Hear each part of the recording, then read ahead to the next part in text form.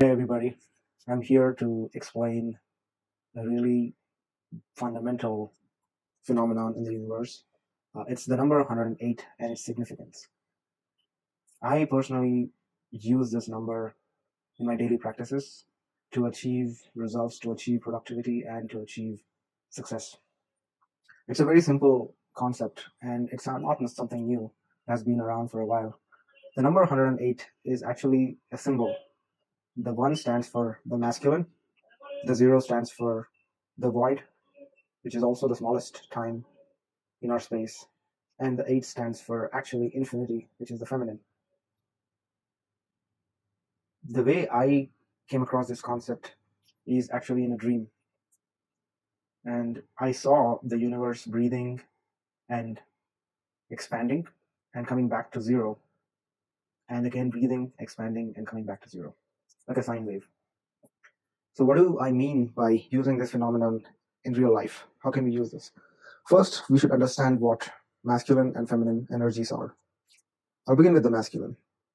The masculine energy is the one, number one. It's the consciousness. There is only one consciousness.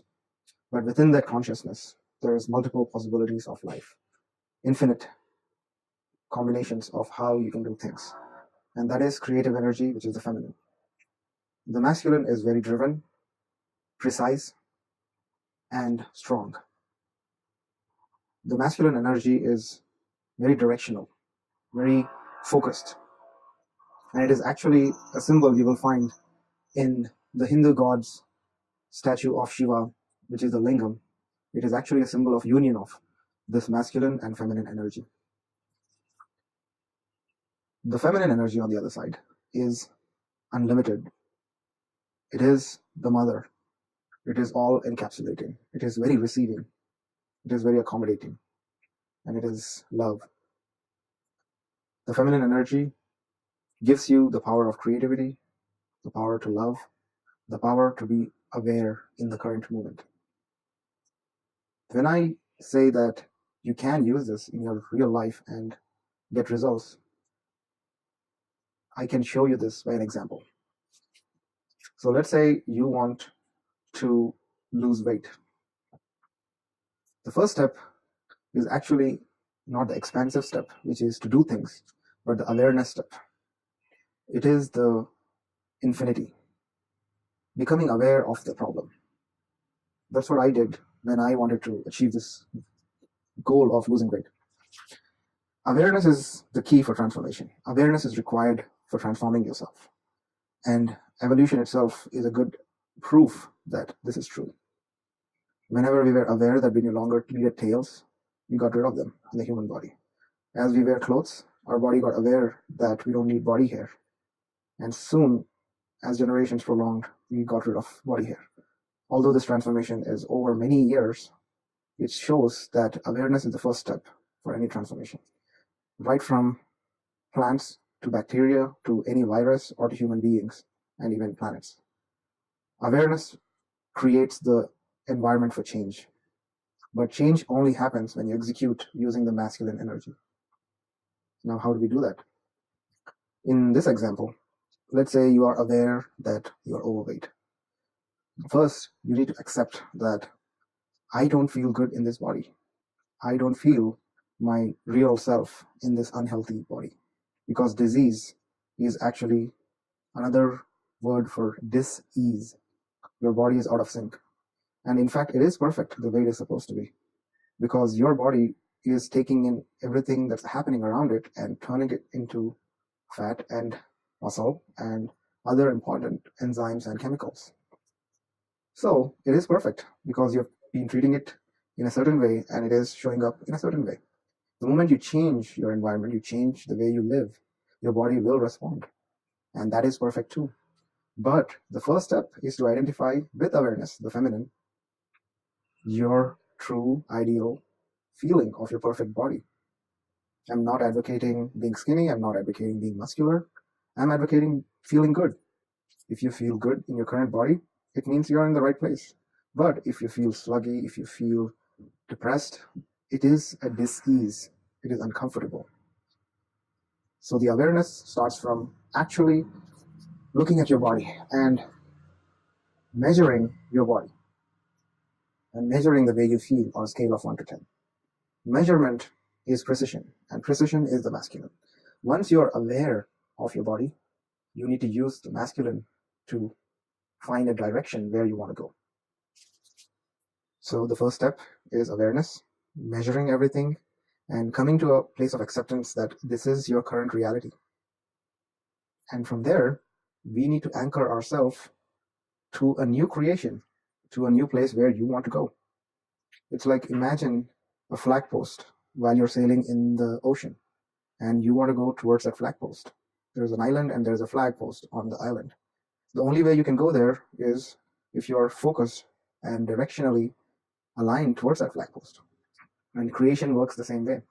Creation is the feminine, but the feminine needs to have a direction, an intention, a goal for it to really blossom. Now imagine you having that perfect feeling of your body. How does that feel like? How does that look like? I'm not asking you to look at magazines or pictures of people who look fit and sexy according to the current society, but according to you, what is your ideal state of being? Now, once you have that in mind, we need to use the masculine to define the flag post clearly, as precisely as possible, without any distinction. So once you are here, define your goal, your ideal weight, your ideal measurements, whatever they may be. I personally use a couple of measurements which really define my goal clearly in weight loss. That is my weight and body fat percentage. There is no denying that once you reach the goal, that you haven't created what you want to create. So the masculine is very precise. There's no ifs and buts. There is no excuses. The feminine will have a lot of reasons, a lot of ideas, a lot of plans, but the execution is pretty clear and pretty accurate. So when I set a goal of X kilos and X percentage of body fat, I now have a flag post. Now this is a point where the zero comes in, the void. This is where the masculine and the feminine are met. The void is the smallest particle of time. The void is where everything freezes. The void is where time stops. The void is where you have an opportunity to jump into a new reality. The void is where new ideas come, inventions happen. The void is where insights come into your mind. The void is where you probably think about your loved one and the person calls you at the same time. It's the place where you are aligned towards the universe, towards nothingness, towards non-ego, no mind. How do I reach this void? The void only happens when the masculine and the feminine start dancing together and meet at one point, like a sine wave. When two sine waves converge, there is a point of connection. It is the zero. And that is where you need to start pulling into a new direction using the masculine. You need to catch yourself off guard to really make change happen. But the catalyst for this void is actually awareness, the feminine.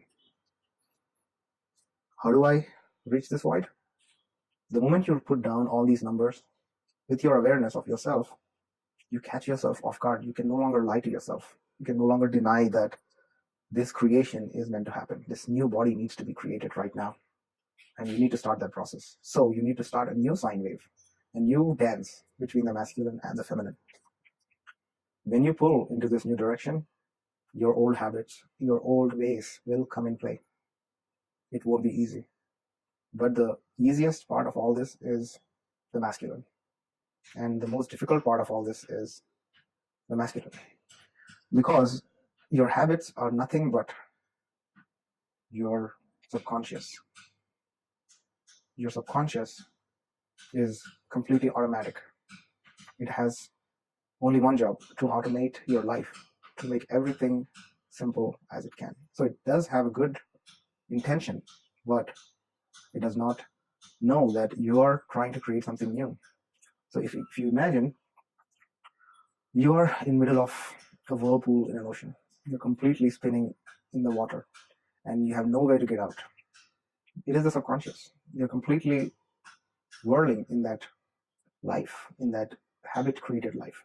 So for you to pull out, there needs to be somebody that throws a rope at you or something at you so that you can pull out of this whirlpool. That is the masculine.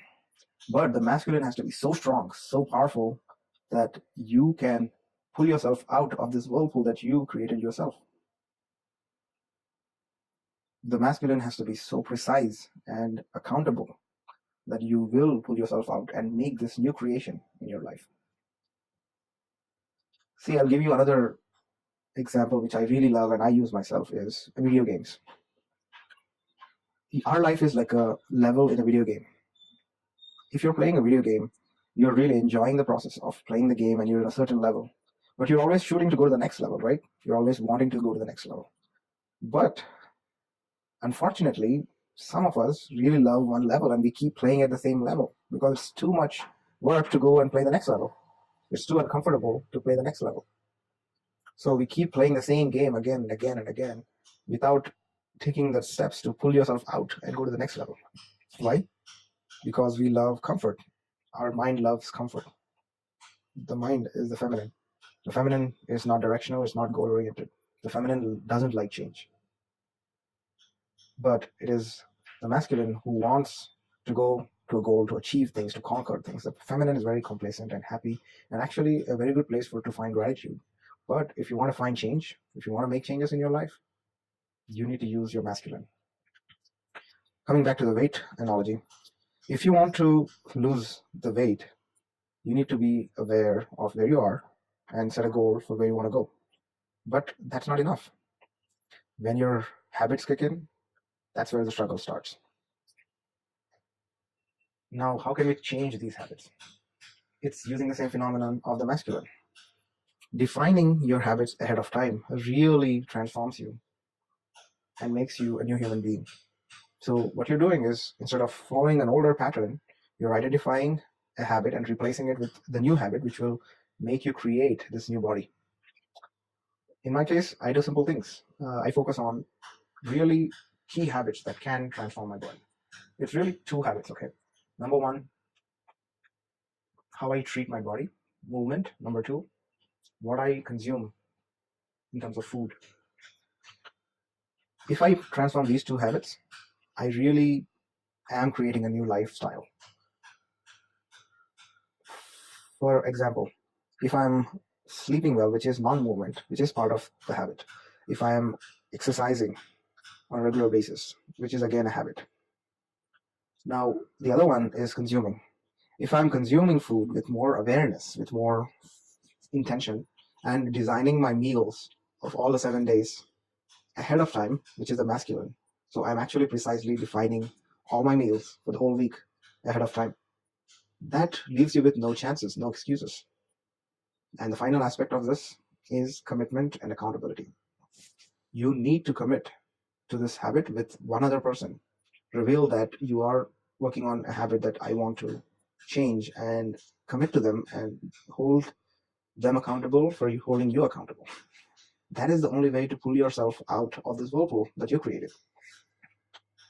If you are looking for an accountability partner, there's many websites, many people who will help you with that. But what it does is, it is that rope that you need to pull yourself out of that whirlpool.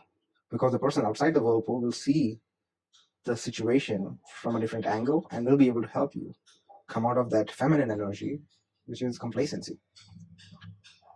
Now, once you have achieved the goal, you actually feel very complacent and very happy and very much in gratitude. And that's the cycle of the masculine and the feminine and the void, which is 108. I hope you guys enjoyed this recording. Let me know what you think. And if you have any questions, comments, we'd love to hear them. Thank you. Namaste.